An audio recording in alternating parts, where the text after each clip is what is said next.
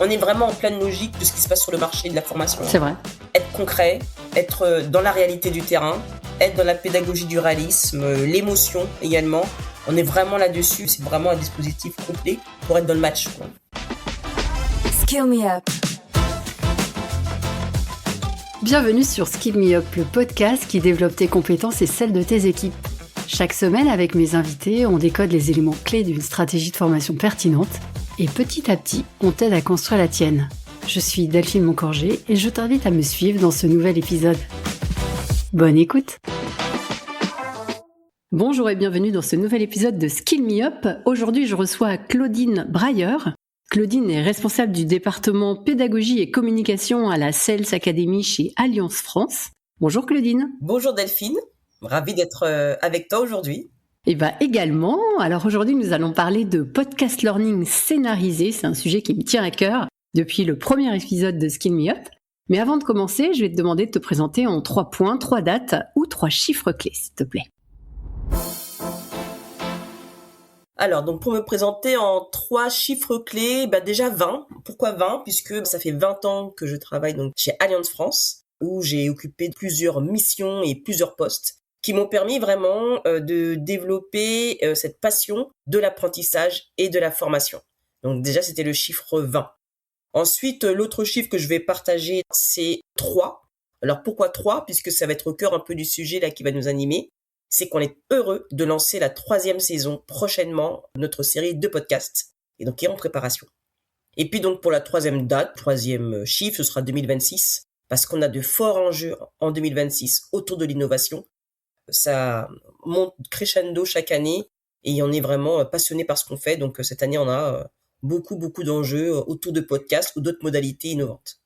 Génial, on va parler de tout ça Claudine.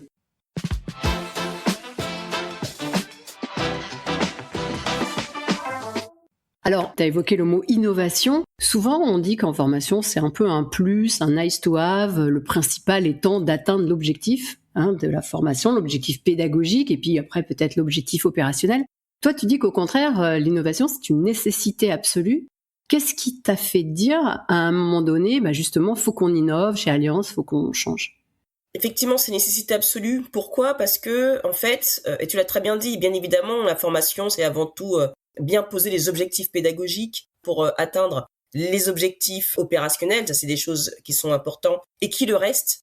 Maintenant, il y a un autre sujet, c'est l'engagement. Puisque pour atteindre ces objectifs, il faut que les apprenants soient engagés dans la formation. Et pour les engager, il faut leur proposer différents formats innovants et concrets également pour qu'ils puissent réaliser ces formations. Et au travers de ça, on travaille sur l'ancrage mémoriel. Donc, comment effectivement on apprend tout de suite, mais comment surtout on l'ancre dans le temps. Et c'est pour ça que le sujet d'innovation est important et c'est bien ce qui sert. Donc la formation, elle sert à bien poser l'objectif pédagogique, à bien atteindre les objectifs opérationnels et attendus opérationnels, évidemment.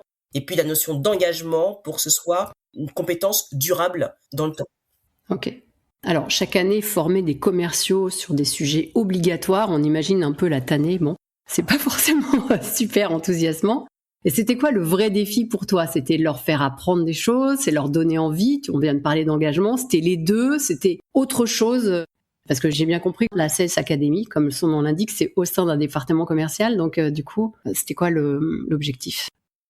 Effectivement, donc la Sales Academy, nous sommes attachés donc au réseau de distribution des forces commerciales d'Alliance. Et bien évidemment, on a un groupe d'assureurs et nous sommes soumis à une réglementation qui s'amplifie, à une réglementation qui évolue tout le temps et à une obligation évidemment de former l'ensemble de nos forces commerciales. L'objectif effectivement, c'est de se dire oui, il faut vous former sur ces obligations, donc notamment tout ce qui est lié à la directive de distribution d'assurance, donc la DDA, donc c'est une obligation effectivement annuelle. Pour autant, c'est de se dire mais il faut que ces formations qui rentrent dans le cadre de cette réglementation DDA vous soient utiles pour votre business. Il faut que ces formations vous soient utiles dans la pérennité de la relation client et pas le voir effectivement comme encore une énième formation réglementaire. Donc ça veut dire que notre enjeu, il est pas uniquement d'adresser ces formations réglementaires, mais également de la rendre dynamique et de la rendre attractive, mais surtout en lien avec les préoccupations du terrain, en lien avec les compétences qu'ils ont besoin de développer pour continuer à accroître en termes de business. Et alors le podcast, c'est pas forcément le premier outil auquel on pense pour des formations réglementaires. Donc comment tu as eu cette idée et surtout aussi comment tu as réussi à convaincre en interne? Alors effectivement, le podcast était un peu surprenant puisque chez Alliance France, on a déjà utilisé les médias de podcast, des podcasts de témoignages, des podcasts d'interviews également. Nous on s'est dit finalement, on pourrait très facilement rentrer dans ce cadre de format de podcast et on a voulu faire autrement. On a vraiment voulu, on va dire, être disruptif dans la manière dont on conçoit le podcast. D'une part pour être attractif, parce que si on fait un podcast différemment, ça veut dire que finalement, on va faire un peu de teasing pour les forces commerciales. Et d'autre part aussi, parce qu'il y a quelque chose qui est très important pour nous, c'est être proche du terrain. Donc il fallait des podcasts qui soient immersifs et qui rappellent la réalité de terrain des forces commerciales. Donc on a vraiment fait la combinaison entre ce besoin d'être concret du terrain, mais également ce besoin de comment je vais m'adresser à un client, comment je vais aborder un sujet quel qu'il soit auprès d'un client. Et on s'est dit, rien de mieux que de le scénariser autour d'un personnage central qui aura le rôle d'un conseiller Alliance et qui va répondre aux préoccupations d'un certain nombre de clients. Et du coup, comment t'as convaincu alors? Parce que toi, t'as pu être convaincu, tu t'es dit, ouais, chouette, ça va bien, mais est-ce qu'on t'a suivi tout de suite ou est-ce que t'as dû un peu batailler ou comment ça se passe en interne? Alors, comment ça se passe en interne? Donc, nous, effectivement, à la Sales Academy Alliance France, on est très proche, tous les cas d'usage et tous les formats pédagogiques que l'on déploie. Tout à l'heure, je parlais d'engagement. C'est pas uniquement pour engager l'apprenant, mais c'est également pour engager les différentes directions commerciales, engager également, nos clients terrain, entre guillemets, dans cette démarche. Et comment on a fait? Tout simplement, on a présenté notre idée, donc, lors des différents CODIR, pour expliquer pourquoi le podcast, puisque le podcast, il répond à, on va dire, un petit gimmick qu'on a, nous, c'est la courteur. Court et heure. Pourquoi? Puisque les forces commerciales, il faut aller vite et il faut surtout être en impact dans ce qu'on leur apprend. Et le podcast, pour ça nous paraissait être le bon format, puisqu'à la fois, on est mobile et à la fois, surtout, on a vraiment les messages clés essentiels dans l'oreille. Donc, il y avait effectivement ce premier point-là.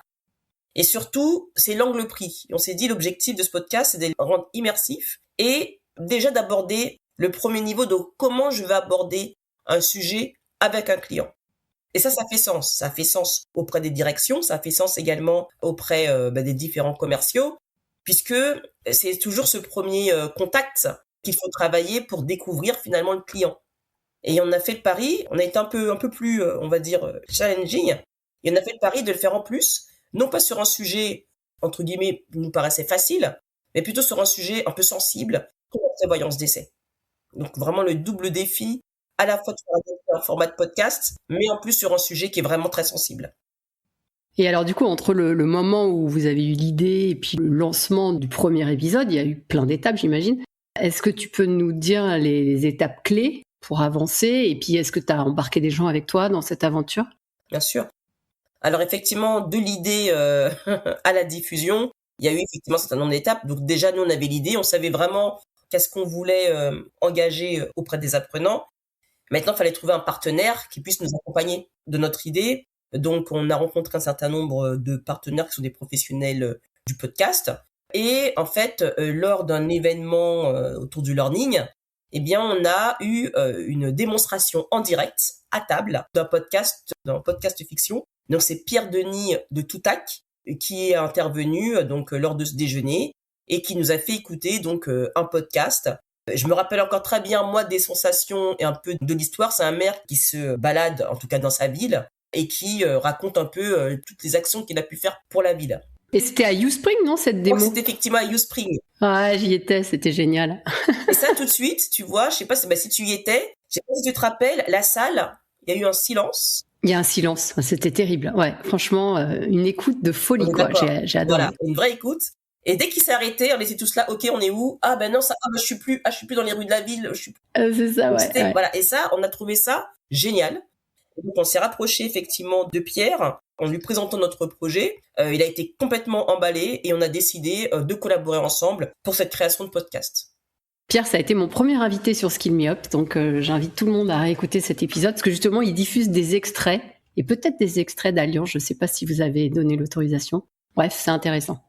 Ok, donc c'est comme ça que Exactement. vous avez commencé avec lui. Et donc les étapes suivantes, c'était quoi? Parce que du coup, ok, le partenaire. Partenaire, mais tu sais, les partenaires, c'est important et c'est une étape clé. Pourquoi? Parce que Ouais, non, mais je suis d'accord. voilà, nous on a fait une promesse, aux directions commerciales qui était quand même d'aller sur une modalité nouvelle et une modalité un peu qui provoque un peu d'émotion. Donc c'est vraiment le choix du partenaire a été clé pour nous.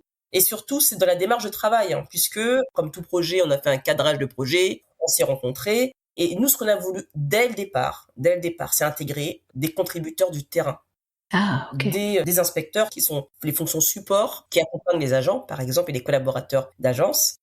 On a travaillé également sur la partie salariée avec des managers commerciaux et des conseillers patrimoniaux de la protection sociale. Pourquoi? Parce que nous, notre enjeu, c'était vraiment de rendre ces épisodes le plus concret, le plus réaliste possible. Nous, à la SAF, on a une philosophie, c'est la pédagogie du réalisme. Notre pédagogie, elle doit être réaliste. Il faut que ça parle au terrain. Donc, dès le départ, lors des ateliers de travail, on a embarqué les acteurs terrain de la co-construction de ces podcasts. D'accord. Ouais, c'est bien ça.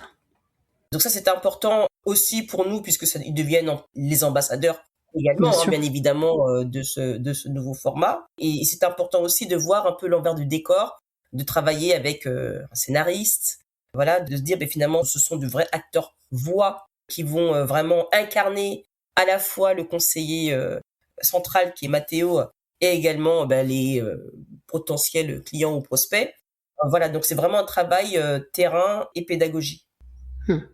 Ouais, pour eux aussi, ça a dû être une super découverte de voir comment vous constituiez une formation finalement sur la base des cas réels qui vous remontent, j'imagine. Exactement. Pour nous, c'est important parce que dans tous nos formats de formation, on veut vraiment engager le terrain également. Tout à l'heure, quand je parlais d'attractif, c'est l'enjeu, hein, soit attractif et utile. Ouais, ok. Et alors, je crois me souvenir que tu disais que c'était une formation, enfin la première en tout cas, de manager, c'est ça? Oui, voilà, effectivement. Donc ensuite, on a fait des ateliers de travail et très régulièrement, on indiquait comment les travaux ont avancé. Et ensuite, l'autre étape extrêmement importante, c'était de réfléchir au déploiement, puisque finalement, co-construire les podcasts et les diffuser ensuite, j'ai envie de dire, c'est pas bien compliqué, hein. On prend le podcast, on prend le lien SCORM, on le met dans notre LMS, et finalement, ça y est, ça rentre dans notre catalogue de formation. Bon, super. Mais nous, l'idée, c'était quand même que ces formations soient utilisées. Et donc, on a voulu vraiment aller très fort également sur le déploiement de cette série de podcasts. Donc, ça a été une première série autour de la prévoyance décès, donc une série de 6 épisodes, d'en moyenne 5 minutes. Hein, ça veut dire que l'apprenant, quand il se connecte, eh bien, il a 5 minutes à chaque fois où il a écouté le podcast. Et donc, ils ont vraiment intérêt, effectivement, à être immersifs, à être le plus pédagogique possible dans la manière, effectivement, dont c'est diffusé. Et on s'est dit, eh bien, on va vraiment soigner le plan de communication et le plan de lancement. Et ce qu'on a fait, on a utilisé tout simplement les codes du cinéma.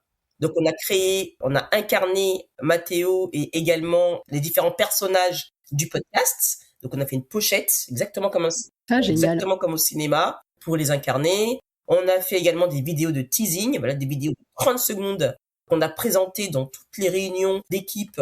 Comme une bande-annonce, exactement, un peu. Comme une bande-annonce. Voilà, donc bientôt dans votre cinéma. Dans votre cinéma, votre LMS, voilà, vous y aurez accès. Donc, on a vraiment travaillé un peu sous forme de teasing et d'incarnation également des personnages parce que nous aussi, on a un storytelling qui est assez simple, assez clair et il fallait vraiment plonger les apprenants dans cet univers-là. Et je crois que tu as impliqué beaucoup les managers du coup dans le départ et comment ils ont pris ce rôle? Est-ce qu'ils ont joué le jeu? Comment ça s'est passé? Ils ont joué le jeu parce que comme je disais, finalement, on a été invités dans les réunions de managers ou les réunions d'inspecteurs et l'objectif étant de pouvoir déployer et faire connaître cette nouvelle modalité auprès de ceux qui seront nos relais terrain. Ouais, d'accord. Et donc, on a vraiment eu un très bon accueil. Donc, on est passé vraiment par le top en management en premier, donc les codires des directions commerciales. Et ensuite, on est descendu au sein des équipes pour pouvoir justement leur présenter le teasing de la modalité. Ok. Alors, je crois qu'il y a eu 2 saisons qui ont bien marché, donc avec ce héros Mathéo qui est récurrent. Et là, je crois que vous repartez sur une 3e saison. Exactement. Ok. Donc, on commence les travaux, donc toujours avec Toutac, toujours avec le personnage central effectivement de Mathéo sur une nouvelle thématique. D'accord. Ok. Et alors, à ton avis, qu'est-ce qui fait que ça a pris, en fait? Qu'est-ce qui a accroché les équipes? Est-ce que c'est le héros récurrent? Est-ce que c'est le format? Est-ce que c'est la durée? Est-ce que c'est tout ça à la fois? Est-ce que vous avez déjà du retour Oui. de la part des apprenants? Alors, en fait, pour moi, il y a plusieurs choses. Il y a effectivement le format. Le format podcast, c'est un format qui plaît. Le fait que ce soit des podcasts qui soient séranisés, où ils peuvent se projeter. C'est-à-dire qu'ils se projettent. Et le fait de se projeter, on est déjà dans de l'ancrage mémoriel. Donc déjà, il y a ça. Ça veut dire que, ok, j'écoute un podcast et je me projette, mais en plus, tous les arguments clés de comment je peux aborder tel ou tel sujet avec un prospect ou avec un client, on me les donne. Ah, donc je les intègre, Je les intègre, exactement. ouais, en me projetant. Et je peux les renvoyer facilement. Donc il y a vraiment effectivement le fait d'avoir ce format qui est plutôt inédit, mais également, comme on dit, l'innovation utile. Et donc là, effectivement, je peux le réemployer. Et ce sont les retours qu'ils nous ont fait, d'ailleurs, puisque pour te dire un peu au niveau du déploiement, lorsqu'on a déployé donc la première saison, quand on a fait les premiers relevés de compteurs, allez, un mois après, le temps qu'on déploie et qu'on rencontre les équipes, on avait quand même à peu près 300, 400 auditeurs qui avaient été au bout d'un mois. D'accord. Ce qui est assez exceptionnel pour ce type de format-là. Tu veux dire les 6 épisodes de 5 minutes? Les 6 épisodes, exactement, au bout des 6 épisodes, donc c'est assez exceptionnel. Et donc de mois en mois, ça allait crescendo. Donc ça, c'était un premier indicateur. Deuxième indicateur, c'est lorsque je les croisais sur le terrain, déjà ils connaissaient. Mais super, Mathéo, on le connaît. Ça veut dire que c'est pas, tiens, telle formation, non, c'est, comme je parlais d'incarnation et de persona, oui, Mathéo, on le connaît. Donc ça veut dire qu'il y a déjà, voilà, un ancrage du personnage qui sert à la formation. Donc déjà, il y avait quand même, on voyait qu'il y avait une connaissance, et puis surtout nous dire, mais alors, on voudrait revoir Mathéo, on voudrait une saison 2. Garder, hein. Il s'était attaché, quoi. Exactement, il s'était attaché. Et lorsqu'on a fait la saison 2, dont la thématique était le rebond auto-MRH, toujours avec Mathéo, eh bien là, dès le départ, il y a eu un taux d'adoption, ou un taux en tout cas d'écoute, énorme, dès les premières semaines. Donc ça, c'est vraiment pour nous des indicateurs qui sont effectivement très très riches, et les podcasts continuent très régulièrement à être écoutés parce qu'on suit effectivement ces indicateurs-là. On a questionné, on a dressé quelques enquêtes pour avoir les retours. Et en fait, ce qui nous revient, c'est que c'est immersif, c'est très utile puisque les éléments de langage qui sont donnés, on peut se les approprier facilement. C'est quelque chose qui est effectivement important. Et puis, on a mis également quelques ressources pédagogiques à la fin, puisqu'on est bien dans le cadre du devoir de conseil. Tout à l'heure, je parlais typiquement de la réglementation. Eh bien, tout le discours est tourné selon notre méthode de vente, qui est donc la Sales Excellence. Donc, c'est une méthode de vente en cette étape, et c'est vraiment ce qui guide tous les entretiens de vente. Et surtout, on est vraiment dans l'approche DDA avec le devoir de conseil. Et ça, c'est important également. Donc, c'est comment je parle d'un besoin du client, mais bien avec cette approche client, avec cette approche 360 du client, avec cette approche de devoir de conseil. Au départ, c'était pour les commerciaux. Est-ce que ça le reste ou est-ce que vous allez l'élargir? Est-ce que, par exemple, on a entendu parler de cette expérience-là dans d'autres branches de l'entreprise qui seraient au-delà de la Sales Academy? Est-ce que Mathéo va devenir l'emblème ou est-ce qu'il va avoir des collègues? Alors, est-ce qu'il va y avoir des collègues? La suite au prochain épisode.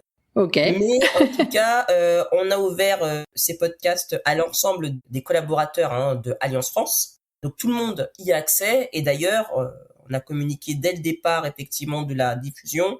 Il y a eu un encart spécifique pour que tous ceux qui souhaitent écouter ces podcasts puissent le faire. On est tous clients, on est tous sensibilisés, ou peut-être pas assez sensibilisés à la prévoyance. Et moi, j'ai des collègues d'autres directions qui m'ont dit, mais ça m'a fait me poser des bonnes questions sur ma prévoyance. Ah oui. Moi, en tant que consommateur, donc en tant qu'humain, tout simplement, donc la protection de mes enfants, la protection effectivement en cas d'invalidité voilà. Ce sont des questions. Ça a suscité des choses finalement qui font que même à titre individuel, il y a eu une prise de conscience sur finalement, pourquoi c'est important d'avoir une prévoyance.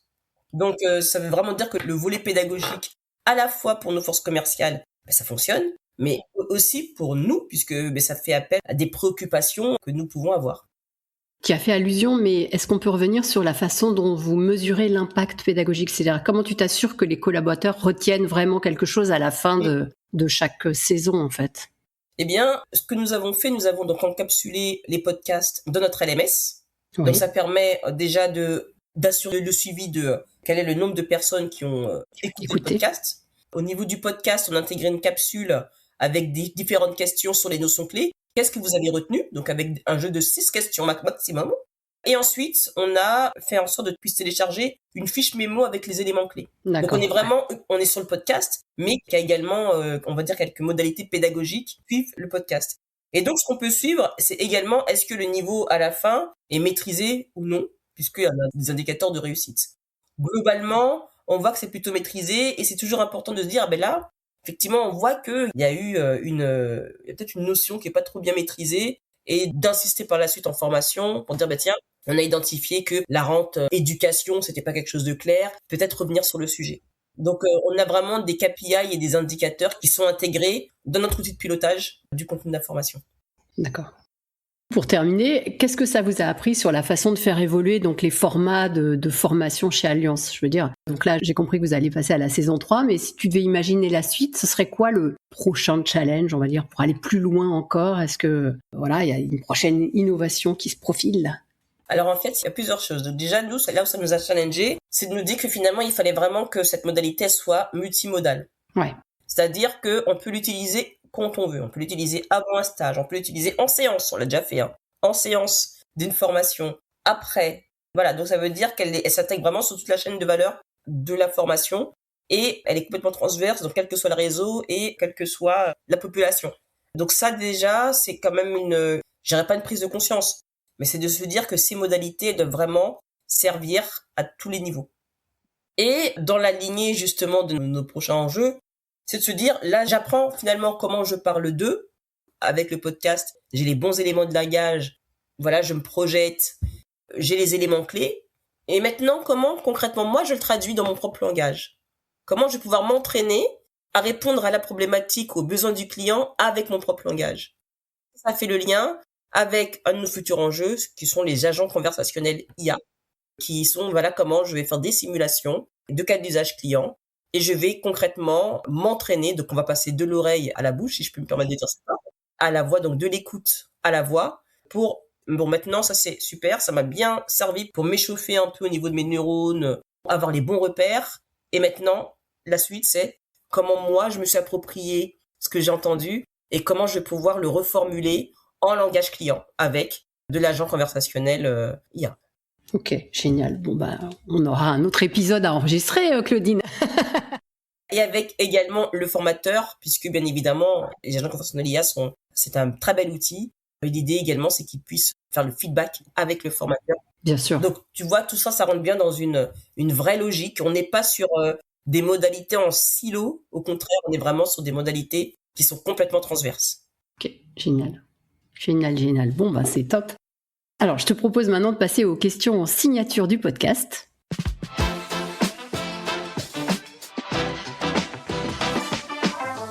Ma première question, c'est comment fais-tu ta veille? Alors, comment je fais ma veille? J'ai envie de dire rien d'étonnant. Donc je me suis inscrite à des newsletters.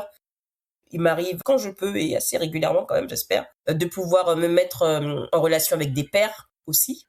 Bien évidemment, quand on dit veille, on peut imaginer... je vais rechercher des nouveautés, de l'innovation pédagogique. Bien sûr que oui.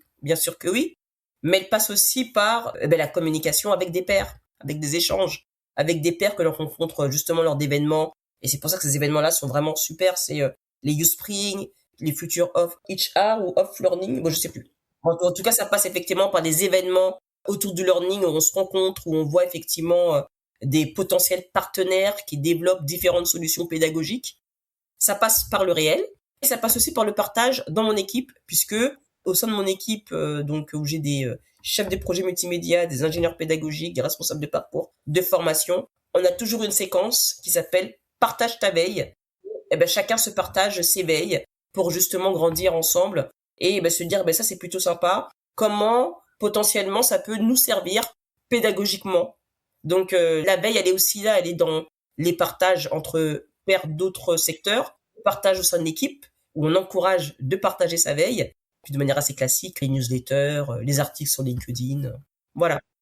Ça marche. Quelle est la formation qui a eu le plus d'impact sur toi et pourquoi? La formation qui a eu le plus d'impact sur moi donc récemment, je sais pas si je peux dire que c'est une formation.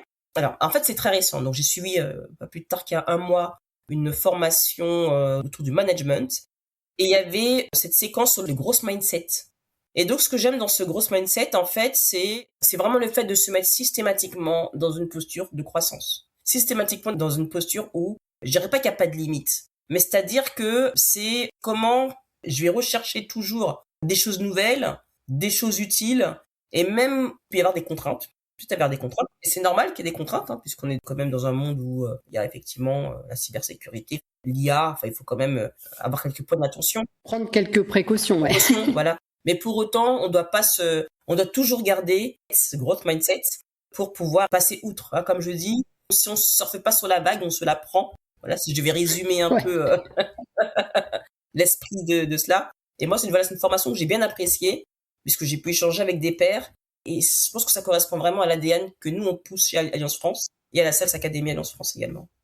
Si tu pouvais donner un seul conseil à un DRH ou un responsable formation, en lien avec tout ce qu'on s'est dit, ce serait lequel ? Eh bien, ce serait vraiment rester relié, la proximité avec le terrain. Pour moi, c'est essentiel. Quand on parle effectivement d'expérientiel, quand on parle de cas d'usage, de plus en plus, c'est vraiment de rester connecté au terrain et de co-construire systématiquement avec le terrain. Pourquoi ? Parce que n'oublions pas, l'objectif opérationnel, c'est que au final, l'apprenant, il sache faire son métier. Il nous guide. Et c'est vraiment toujours de rester en lien avec les personnes qui sont du terrain. Ça marche, je valide. Quelle actu récente ou prochaine aimerais-tu partager avec nous, Claudine ? Rester justement dans la lignée de rester proche du terrain. On est en train de construire une nouvelle proposition de valeur à la Sales Academy Alliance France. C'est très simple comme elle s'appelle. C'est comment je parle d'eux, tout simplement. Voilà. C'est un dispositif en fait qui va s'articuler autour de 3 axes. Un premier dispositif avec un premier niveau avec de l'e-learning un peu scénarisé autour de cas d'usage.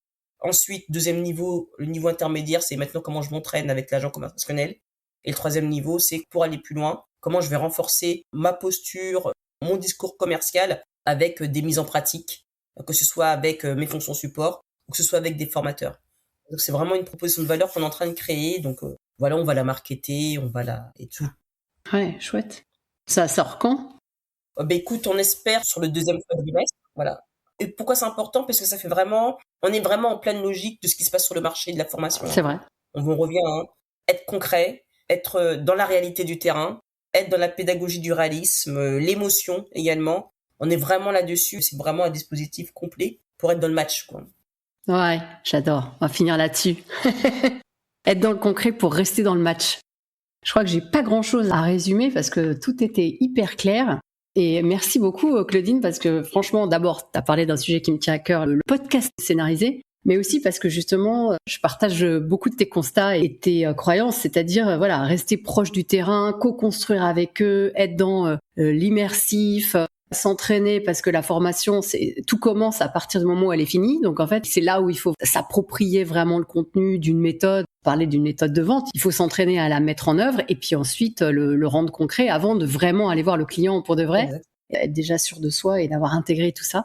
Donc, je peux ajouter justement, ouais, bien sûr, à ce que tu viens de dire, ça fait vraiment appel à notre méthode pédagogique à la Sales Academy Alliance France. C'est apprendre avec la tête, appliquer avec les mains et ancrer avec le cœur. Ah, génial. Donc c'est vraiment ce qui nous guide, c'est j'apprends avec ma tête. J'applique avec mes mains, je m'entraîne et j'ancre avec le cœur. Merci beaucoup pour cette belle conclusion. Je prendrai des nouvelles de l'avancée de la 3e saison, bien sûr. Moi, je veux suivre Mathéo. Et puis, on verra certainement sur un prochain événement learning. Oui, certainement. Je crois que c'est là où on se voit le plus souvent quand on n'est pas à se courir après. On a réussi. On a réussi, c'est top. Je te souhaite une belle journée et puis à bientôt. Merci Delphine, à bientôt. Au revoir.